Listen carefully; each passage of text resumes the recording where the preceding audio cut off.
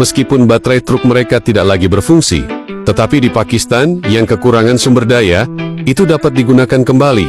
Perbaikan sederhana bagian dalam baterai bisa mendapatkan baterai baru yang dirombak dengan baik. Dan sebelum baterai resmi diperbaharui, mereka akan mengukur baterai dengan cara tercepat.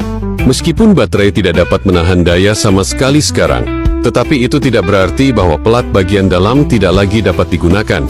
Jadi mereka juga harus menyortir piring yang menghitam. Keringkan elektrolit yang tersisa di dalam pelat elektroda negatif secara menyeluruh, yang terasa dapat digunakan untuk mengurangi biaya perbaikan baterai. Tetapi papan ini belum memenuhi persyaratan untuk digunakan kembali, terutama karena panjang telinga di papan terlalu pendek. Mereka tidak memiliki alat untuk melakukannya, tetapi dengan keterampilan tangan mereka yang luar biasa.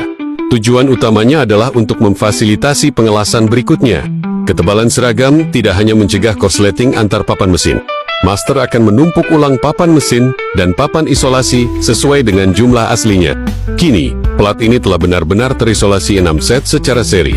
Kemudian beri rongga sedikit bagian pembatasnya dengan besi yang dipanaskan. Tujuan utamanya adalah agar bisa terkoneksi satu sama lain. Sekarang, tumpukan pelat ini masih perlu disambungkan. Mereka akan menggunakan cetakan pelat besi buatan sendiri untuk membentuknya. Dan itu menghasilkan tumpukan pelat timah ini. Tuan juga akan melelehkan permukaan pada suhu tinggi dengan besi solder, untuk menghindari risiko kerontokan berikutnya. Dengan operasi yang terampil dari sang master, pelat yang disambung ini akan dengan cepat memasuki proses perakitan. Pada titik ini, timah yang menonjol perlu dipangkas agar tidak mentok dengan casing baterai. Dan timah-timah ini pun perlu dihubungkan satu sama lain. Batang penghubung positif dan negatif pun perlu dibuat dengan menyesuaikan posisi tutupnya. Kemudian pasang kembali penutupnya, dan ratakan kutub penghubungnya, agar menutupi celah yang ada. Tujuan utamanya adalah untuk mencegah kebocoran elektrolit pada lubang. Setelah dipoles dengan sangat teliti oleh sang master, master juga akan mengecor sambungan asli melalui cetakan timah ini. Kemudian master perlu menyegel baterai.